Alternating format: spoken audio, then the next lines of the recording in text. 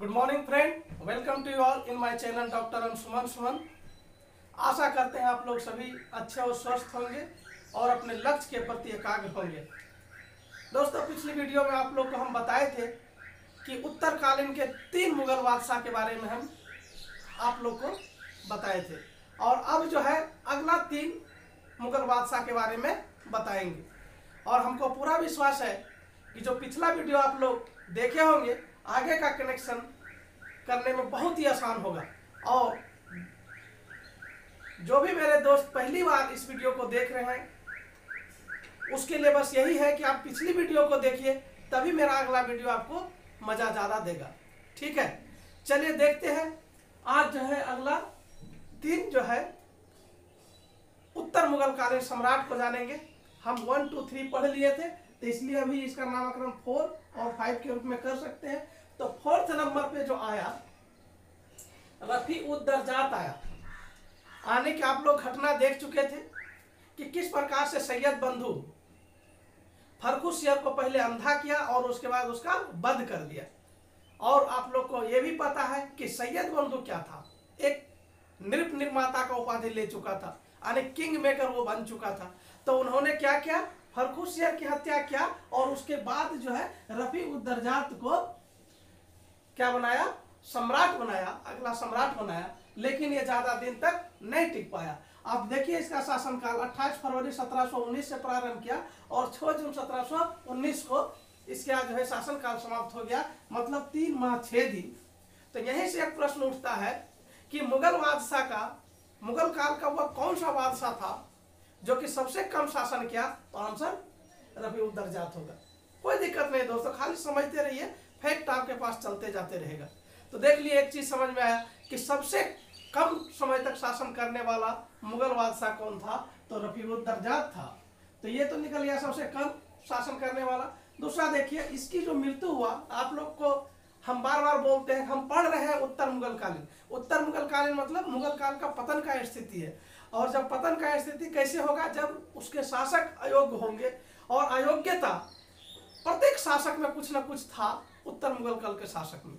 तो अब इसमें भी अयोग्यता था, ये बहुत शराब पीता था ये, ठीक है। और शराब पीने से इसको क्षय रोग हुआ और जो है इसकी मृत्यु हो गया।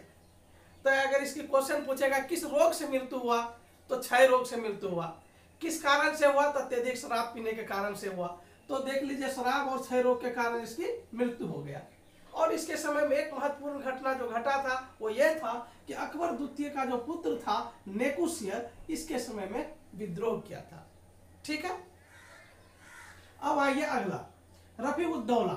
रफी-उद-दौला जो था ये शाहजहां द्वितीय के नाम से गद्दी पर बैठा। उसकी मृत्यु के बाद स्वाभाविक है रफी-उद-दौला को गद्दी पर बैठाने वाला सैयद बंधु था। ठीक है, तो रफी-उद-दौला को बैठाया, ये भी ज्यादा दिन तक टिक नहीं पाया। 6 जून 1719 ईस्वी से लेकर 17 सितंबर 1719 तक, यानी 3 माह 11 दिन। तो पुनः यहीं पे एक क्वेश्चन और उठता है कि दूसरा सबसे कम शासन करने वाला मुगल बादशाह कौन था?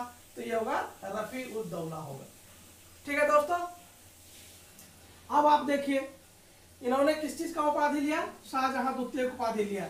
पहला वाला किस रोग से मरा था? क्षय रोग से। और ये मर गया पेचिश रोग से। ठीक है दोस्तों, तो पेचिश जो एक रोग होता है पाचन तंत्र से रिलेटेड होता है। हम कभी जब साइंस के बारे में पढ़ाएंगे उस समय हम आपको बताएंगे। तो ये दोनों रोग से जो है, तो क्षय रोग से रफी-उद-दरजात मरा और जो है रफी-उद-दौला पेचिश रोग से मर गया। तो इस प्रकार से एक छोटी सी अवधि में शासन करके 2 जो है सम्राट का अंत हो गया। और इसके बाद जो सम्राट आता है वो लंबे समय तक टिका, उसका नाम है रंगीला। अभी उसके बारे में हम पढ़ेंगे। देखते हैं रंगीला बादशाह, जिसका एक और नाम था रोशन अख्तर। दोस्तों, रंगीला बादशाह को समझने के लिए काफी कंसेप्ट को हम यहाँ पे जोड़ेंगे और कई जगह इसको हम जो है संबंध स्थापित करेंगे। आप देखिएगा, आपको मजा आएगा और उन लोग को और भी ज्यादा मजा आएगा जिसने पिछला वीडियो देखा है, बंगाल का नवाब, अवध का नवाब और कर्नाटक का युद्ध। सोचते होंगे आखिर क्या है जो हम पढ़ तो रहे हैं मोहम्मद साहब, उधर हम क्यों बात कर रहे हैं। देखेंगे किस प्रकार से रिलेशन हिस्ट्री में बनाया जाता है और कैसे तथ्यों को याद किया जाता है, मजा आने वाला है। चलिए, मोहम्मद शाह, स्वाभाविक बात है 5 बादशाह हम पढ़ चुके हैं, ये 6ठे नंबर पर है और इसकी शासनकाल हम कल भी बताए थे कि लंबा चला है। आप अगर देखिएगा ध्यान से तो लगभग कितने साल, 29 साल तक, 29 साल तक लगभग जो है ये इसका शासन चला है। इसका एक और नाम था रोशन अख्तर और रंगीला बादशाह। रंगीला बादशाह क्यों था इसका नाम? क्योंकि शराब और शबाब के नशे में ये चूर रहता था। किसके नशे में चूर रहता था? शराब और शबाब के नशे में चूर रहता था, इसलिए इसका नाम रहा रंगीला बादशाह। स्वाभाविक था, यह उत्तर मुगल कालीन बादशाहों में यह अपवाद नहीं था, अयोग्यता इसमें था और उसकी अयोग्यता सामने निखर के आया और इसी वजह से उसको रंगीला बादशाह कहा गया। दोस्तों, आप देखेंगे कि अभी तक सैयद बंधु का प्रकोप इतना बढ़ गया था कि यहां तक कि राज दरबार सैयद बंधु के नाम से अब डरने लगे थे। उसके षड्यंत्र से कोई भी सम्राट यह चिंतित रहता था कि उसकी स्थिति अगले दिन क्या होने वाला है। ऐसे में मोहम्मद शाह ने सर्वप्रथम यह प्रयास किया कि किसी तरह से सैयद बंधु से वो निजात पा ले। तब मैं आपको बताऊं, एक व्यक्ति जिसका नाम था चिंकलीज खां। चिंकलीज खां को दक्कन का सूबेदार बनाया था फर्रुखसियर। याद रखिएगा, फर्रुखसियर के समय में यह दक्कन का सूबेदार बना था चिंकलीज खां। किसके समय में? फर्रुखसियर के समय में दक्कन का सूबेदार बना था। उस दक्कन का सूबेदार, और यह था तुरानी दल का नेता। आपको हम बता चुके हैं ऑलरेडी ईरानी और तुरानी में डिफरेंस। यह तुरानी दल का नेता चिंकलीज खां जो दक्कन में था, उसको बुलाया मोहम्मद शाह। किस लिए? कि सैयद बंधु से इसको निजात दिला सके। और हुआ यही, चिंकलीज खां आया और जो है सैयद बंधु को हत्या करने में सहयोग किया। तो अब देख लीजिए, चिंकलीज खां का अब उत्थान हो रहा है। दोस्तों, हम पहले ही बताए थे, पिछली वीडियो में बताए थे, हर किसी के समय में अमीरों का प्रभाव रहा है। उसको एक बार फिर से आपको रिमाइंड करा देता हूं। जहांगीर शाह के समय में जुल्फिकार, जोसे जुल्फिकार, उसके बाद जितने भी बने सम्राट, वो सब सैयद बंधु के अधीन। और अब नया एक अमीर का नाम आया चिंकलीज खां। देखिए दोस्तों, चिंकलीज खां दक्कन का सूबेदार था, उसको बुलाया गया और जो है सैयद बंधु की हत्या करा दिया गया। एक हैदर बेग नाम का एक सैनिक था, उसने हुसैन अली को 1720 ईस्वी में, अक्टूबर 1720 में हत्या कर दिया और उसका एक भाई जो बच गया अब्दुल्ला को 1720 में ही नवंबर में कैद कर लिया। इस प्रकार से सैयद बंधु का अंत हो गया। तो प्रश्न पूछेगा आपसे कि किस सम्राट के समय में सैयद बंधु का अंत हुआ? तो होगा मोहम्मद शाह। और किसके सहयोग से? तो चिंकलीज खां के सहयोग से। चिंकलीज खां कौन था? तो दक्कन का सूबेदार था। किसने दक्कन का सूबेदार बनाया था? तो फर्रुखसियर ने बनाया था। दोस्तों, यहां तक हम लोग सीख गए। अब जो है मोहम्मद शाह वजीर के पद पर अमीन खां को नियुक्त किया, लेकिन जल्द ही अमीन खां नामक व्यक्ति की मृत्यु हो जाता है। और जब अमीन खां की मृत्यु हो जाता है, तब चिंकलीज खां को वजीर बनाया जाता है। यही चिंकलीज खां। और चलिए, चिंकलीज खां बार बार बोल रहे हैं तो हम बता दें कि यही चिंकलीज खां, यानी चिंकलीज खां को क्या बनाया गया? वजीर बनाया गया। अब इसके बारे में हम जोड़ेंगे, बहुत मजा आने वाला है। चिंकलीज खां को क्या बना दिया गया? वजीर बना दिया गया। और वजीर बनने के बाद चिंकलीज खां सोचा कि प्रशासनिक व्यवस्था में सुधार किया जाए, राय दरबार के अनुशासन को एक स्टैंडर्ड पैमाना दिया जाए। क्योंकि चिंकलीज खां जो था उस समय का योग्यतम व्यक्ति था। तो यह भी क्वेश्चन अगर आप लोग से पूछ ले कि मुगल दरबार का सबसे योग्यतम व्यक्ति कौन था, तो उसका आंसर होगा चिंकलीज खां। लेकिन क्या शराब और शराब में डूबे नशेड़ी क्या चिंकलीज खां के हिसाब से काम करता? बिल्कुल नहीं। तो मोहम्मद शाह को इससे कोई मतलब नहीं था, प्रशासनिक सुधार और अनुशासन से। इसलिए चिंकलीज खां ज्यादा एक प्रकार से कहिए संतुष्ट नहीं रहता था दरबार में, अतः उसको एक प्रकार से कहिए सफोकेशन होने लगा। ऐसे दरबार में काम करने से वह दक्कन की ओर चल पड़ा और वह दक्षिण में जाकर के स्वतंत्र हैदराबाद की स्थापना कर दिया। अब देखिए, स्वतंत्र हैदराबाद की स्थापना करने का परिस्थितियां पता चला किसने किया? चिंकलीज खां ने किया। इसी का आगे नाम होता है निजामुल मुल्क, बताएंगे। तो ये जैसे ही स्वतंत्र हैदराबाद की स्थापना किया, तो आप बताइए किसी सम्राट के अधीन अगर कोई खुद एक अपने को राजा समझने लगे और स्वतंत्र समझने लगे तो अच्छा नहीं लगेगा। तो मोहम्मद शाह ने इसको पराजित करने के लिए ठाना। किसको? चिंकलीज खां को। और अपना सेनापति जो मुवारिज खां था उसको भेजा, मुवारिज खां को लड़ने के लिए भेजा। किसके साथ? चिंकलीज खां के साथ। क्यों? क्योंकि चिंकलीज खां दरबार छोड़ दिया था। अब मुवारिज खां और चिंकलीज खां के बीच में युद्ध हुआ, वो हुआ 1724 ईस्वी में। कब हुआ? 1724 ईस्वी में। 1724 ईस्वी के इस युद्ध को सुकरखेड़ा का युद्ध बोला जाता है। ये बहुत ही इंपॉर्टेंट है, बार बार पूछता है कि सुकरखेड़ा का युद्ध कब हुआ? तो आंसर होगा 1724। किसके बीच में हुआ? तो इसका आंसर होगा चिंकलीज खां और मुगल बादशाह मोहम्मद शाह के बीच में। अगर मोहम्मद शाह ऑप्शन में नहीं है तो मुवारिज शाह को चेक करिएगा, क्योंकि लड़ने वाला मुवारिज शाह था। तो आप लोग को जैसे जैसे हम बता रहे हैं कंसेप्ट आपको क्लियर होते जाएगा। तो आप देखिए, सुकरखेड़ा के जिद में मुवारिज खां को चिंकलीज खां हरा दिया। जब हरा दिया तो अब क्या मोहम्मद शाह उसको पकड़ पाता? नहीं। तो मोहम्मद शाह खुद जो है ये स्वीकार किया कि हाँ, हैदराबाद का स्वतंत्र जो होगा, स्वतंत्र हैदराबाद जो होगा चिंकलीज खां के अधीन होगा, हम स्वीकार करते हैं। तो एक प्रकार से कह सकते हैं कि सत्ता का विकेंद्रीकरण मोहम्मद शाह के समय में ज्यादा प्रारंभ हो गया। और इसी के समय में और दो प्रांत, अवध भी स्वतंत्र हो गया और बंगाल भी स्वतंत्र हो गया। तो देखिए, हैदराबाद तो स्वतंत्र हुआ चिंकलीज खां के नेतृत्व में, अवध स्वतंत्र हुआ सदात खां के नेतृत्व में, और बंगाल जो स्वतंत्र हुआ अलीवर्दी खां के नेतृत्व में। आज कीजिए, बंगाल का नवाब जब हम बता रहे थे तब हम बताए थे जब अलीवर्दी खां आया तो मात्र एक बार सिर्फ वैध सत्ता के लिए मुगल सम्राट को पैसा दिया था, उसके बाद कभी दिया नहीं, यानी अपने आप को स्वतंत्र कर लिया था। और दूसरी बात, सदात खान का इतिहास हम बताएंगे। पिछली अवध के नवाब में हम बताए थे कि यही सदात खान था जिसने की ईरानी मूल के नादिर शाह को सहायता किया था, और अभी उसकी कहानी हम पढ़ेंगे। तो अवध का नवाब को आप कनेक्ट करके देखिए, जो पिछला वीडियो देखे नहीं है उसको देखिए, बहुत मजा आने वाला है। तो उसी सदात खान की हम बात कर रहे हैं।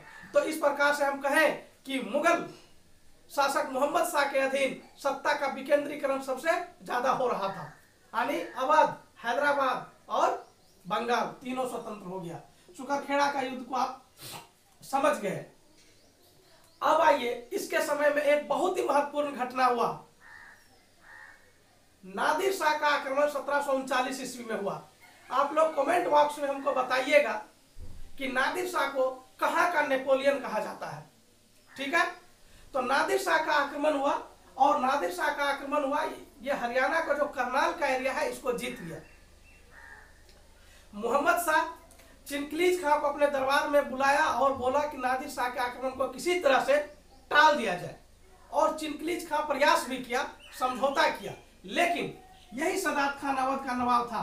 आप लोग को अवध का नवाब पढ़ाते समय भी बताया था। इन्होंने नादिर शाह को भड़काया कि आपको जितना पैसा देकर लौटा दिया जा रहा है उससे कहीं ज्यादा फायदा था, आप दिल्ली पर आक्रमण कीजिए, आपको बहुत पैसा मिलने वाला है। तब नादिर शाह जो है पुनः दिल्ली पर आक्रमण कर दिया और दिल्ली को 57 दिनों तक लूटा। कितने दिनों तक? 57 दिनों तक दिल्ली को लूटा, बहुत बेरहमी से लूटा।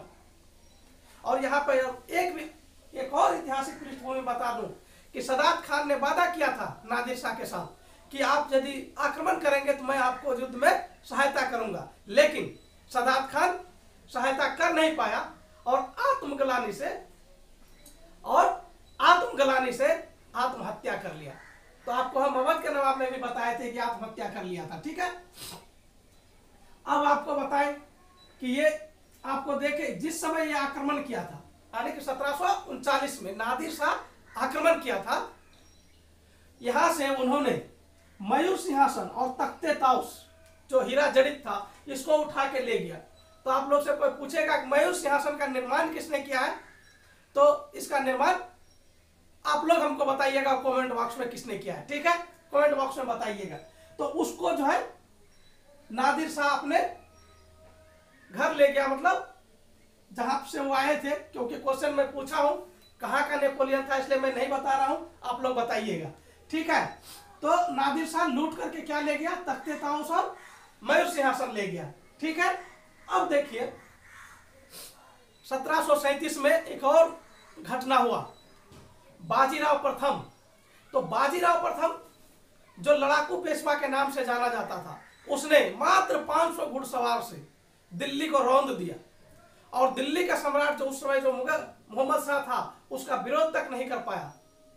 अर्थात ये कहें कि दिल्ली का जो शासन था वो मराठा के अधीन हो गया था कुछ दिन के लिए 1737 ईस्वी में, ठीक है। तो देखिए बाजीराव प्रथम, और अब देखिए इसका अंतिम चरण देख लेते हैं, उसके बाद एक बार रिलेशन आपको हम बताएंगे। अब देखिए एक प्रकार से कहें तो मोहम्मद शाह ने सैयद बंधु को तो उखाड़ के फेंक दिया था, आने की उसके चंगुल से निकल गया, फिर भी अगर ये कहे कि वह ताड़ से गिरा और खजूर पे अटका तो अतिशयोक्ति नहीं होगा। वह कैसे, क्योंकि उसमें प्रभाव रहा किसका, उनिनिसा जिसका नाम था कोकुजी जीवी, ये जो है मोहम्मद शाह का पत्नी और प्रेमिका दोनों थी, उनिनिसा और कोकुजिया एक ही चीज है, ठीक है। और दूसरा हाफिज खिदमतगार एक अधिकारी, ये दोनों मिलकर पूरा प्रशासन को अपने हाथ में रख लिया था। तो इस प्रकार से कहिए कि सैयद बंधु से निकला जरूर लेकिन कहीं दूसरे जगह फंस गया। तो आप लोग को हम बताए थे पहले ही, एक अभी मोहम्मद शाह के समय में भी एक महिला का नाम आया जो कि हस्तक्षेप करता था, जिसका नाम है कोकुजिया, और आपको हम पिछली वीडियो में हम बता दिए हैं। उस सम्राट के बारे में नाम बताइएगा जिस सम्राट के अधीन एक जो है महिला हस्तक्षेप करती थी, जिसका नाम था लाल कुमार, ठीक है। तो इस प्रकार से आप देखिए, आप देख लिए मोहम्मद शाह का कितनी सारी घटनाएं मोहम्मद शाह के समय में हुआ। अब देखिए आपको हम रिलेशन एक बार स्थापित कर देते हैं। सबसे पहले रिलेशन आपको स्थापित करें ये चिनकलीज खां के साथ। तो चिनकलीज खां यही व्यक्ति था जिसने हैदराबाद बनाया था।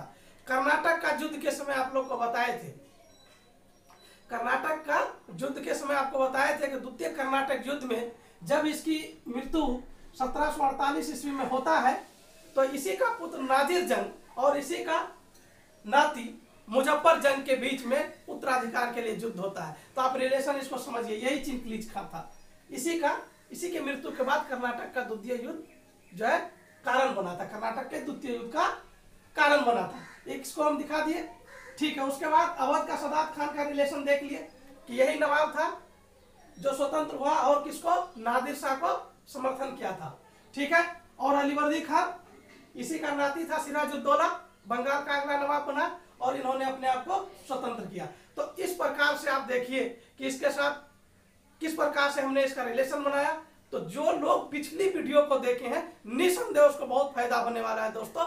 और मैं जो पहली बार देख रहे हैं उनको बस इतना सा कहना चाहता हूं कि पिछली वीडियो को देखिए, आपको बहुत ही क्लैरिटी के साथ हिस्ट्री समझ में आएगा, कभी भी समस्या बनने वाला नहीं है। तो दोस्तों आज इस प्रकार से हम लोग देख लिए कि हम 3 सम्राट को आज देख लिए, रफीउद्दर्जात, रफीउद्दौला और मोहम्मद शाह। तो मोहम्मद शाह से बहुत सारे क्वेश्चन आप लोग को आएंगे, सारे पॉइंट को हम लोग क्लियर किए। हमको पूरा भरोसा है कि आप लोग का कंसेप्ट और फैक्ट दोनों आप लोग इसमें से पाए होंगे, ठीक है। तो आज भर के लिए इतना सा, थैंक यू वेरी मच। अगर वीडियो अच्छा लगे सब्सक्राइब और शेयर कीजिए।